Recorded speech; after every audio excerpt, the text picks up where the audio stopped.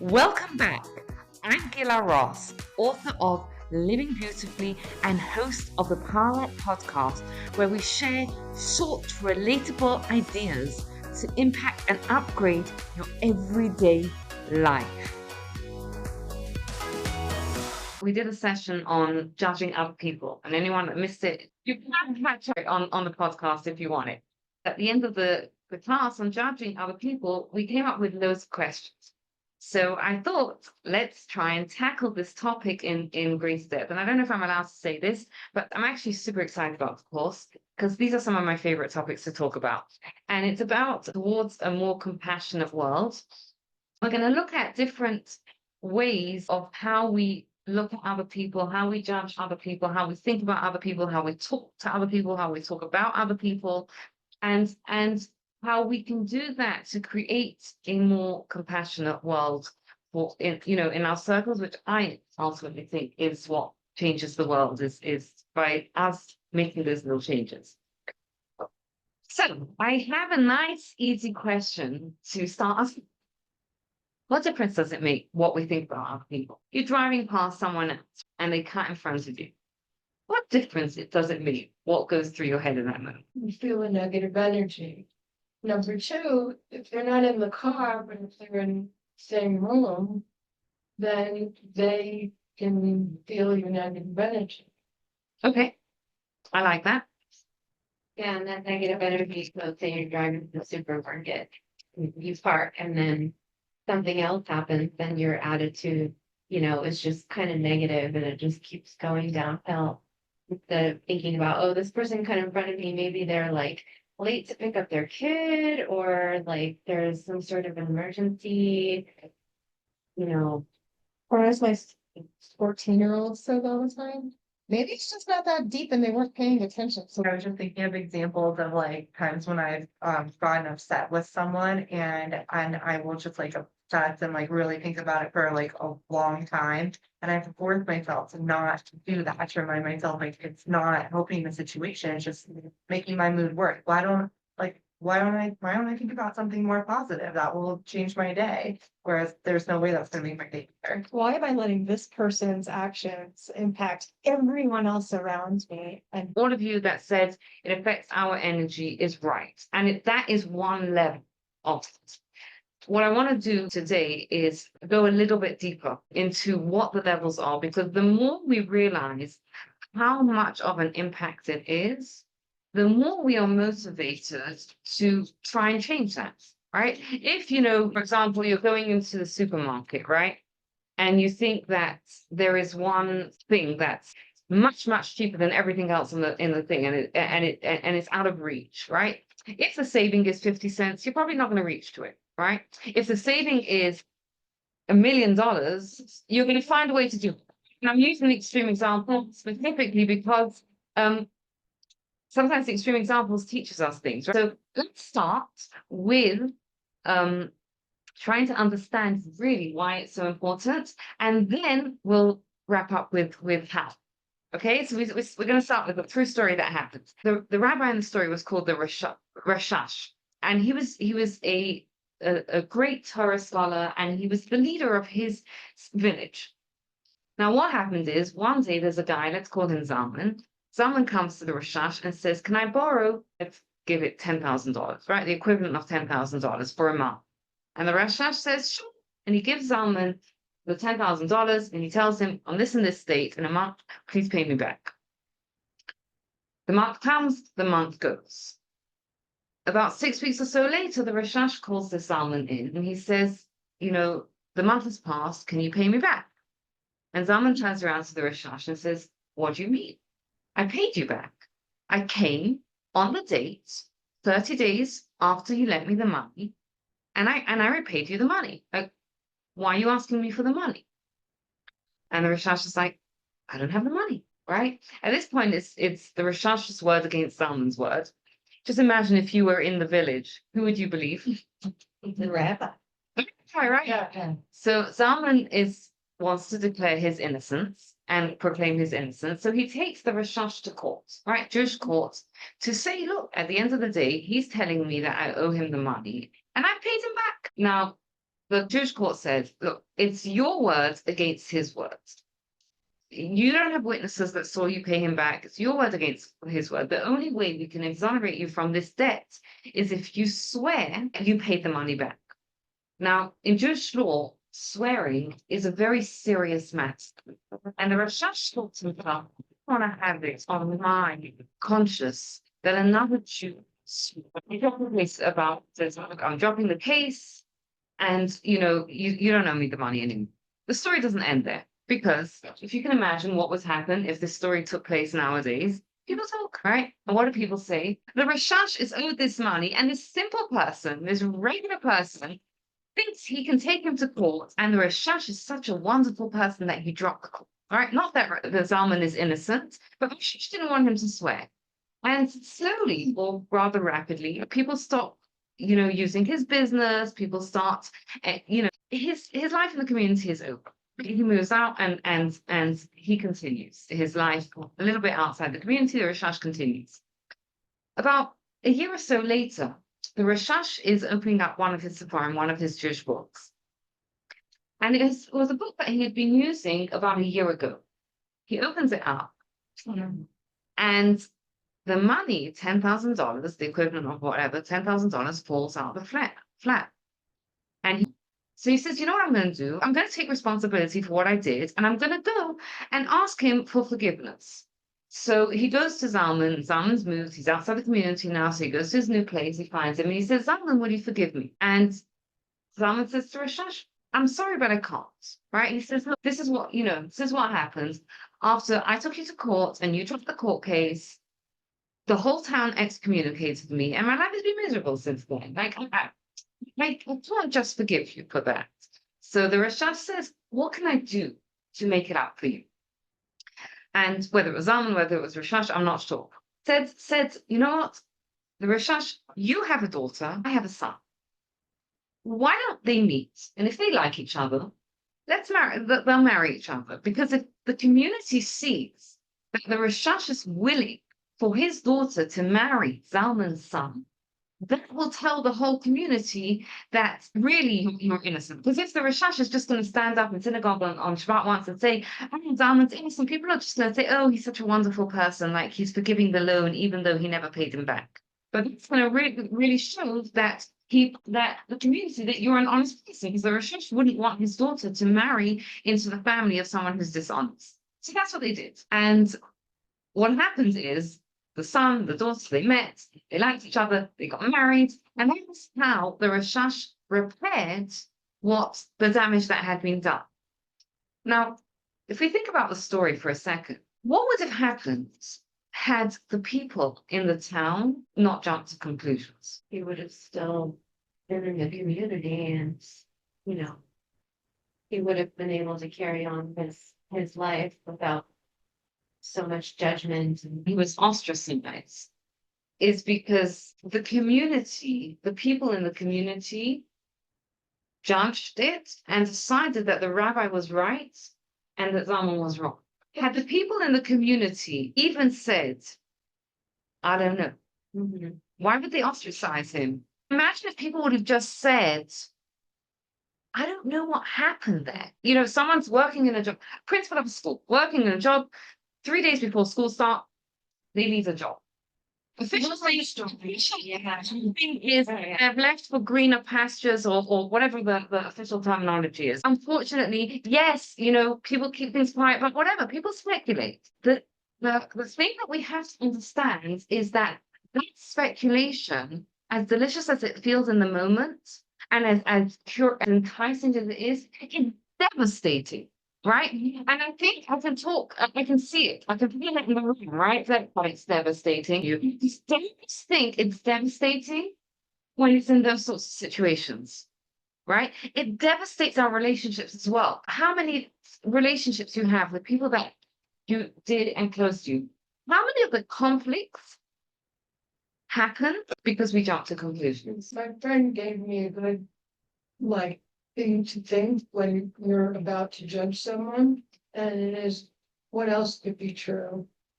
Love it, love it. And we're going to keep that for when it comes to that how, right? The reality is though, if we and when we did the class on judging, we learned about why we do need to judge people, but that's in the podcast. Awareness is step number one. And if we think it's just devastating in these like stories in pre-war Europe where Jews lived in a ghetto, it's devastating in today's world, and it's devastating on the communal level, and it's devastating in our relationships as well, right? Like, and relationships are so important to us, right? So that's reason number one. Reason number one is because it is devastating to other people. It is devastating in our relationships. And one of the things that I want to contrast it with is, what's the Torah expect from us, right? What's Judaism expect from someone who is a Torah personality, right? And what do I mean by Torah personality? It means that someone who is authentically trying to live a Jewish life. It makes me so cool.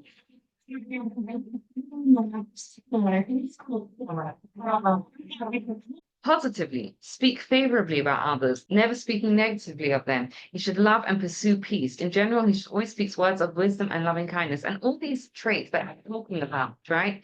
Of talking favorably about other people, loving and pursuing peace, it all starts with how we think about other people, right? Because if you think not such nice thoughts, I'll give you an example, right?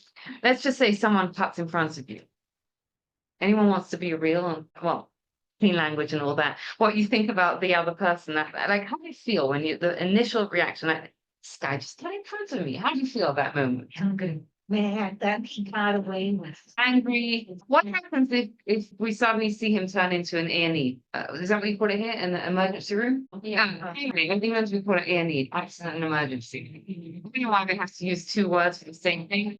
It also impacts, and this is what you initially brought up, how we feel, right? You're in Starbucks, right? Or you're in the pharmacy. This is my favorite one. And like the pharmacist is rude to you. How do you feel? Like I'm in a pharmacy. I want to touch on Jenny's point that you brought up. And that is that when we live in a certain culture, right, where, for example, road rage is the norm, a lot of us have that, right? And what Valerie also kind of said is like, they're not a Colorado driver because Colorado drivers are polite. And this is the other thing that I think is really, really important to know about why it makes a difference how we think about other people. Would anyone here, and you don't have to answer if the answer is yes, go into a coffee shop and not pay for a coffee? No way. Right. Okay, great. If you would, it's fine. Everyone has struggles in different areas.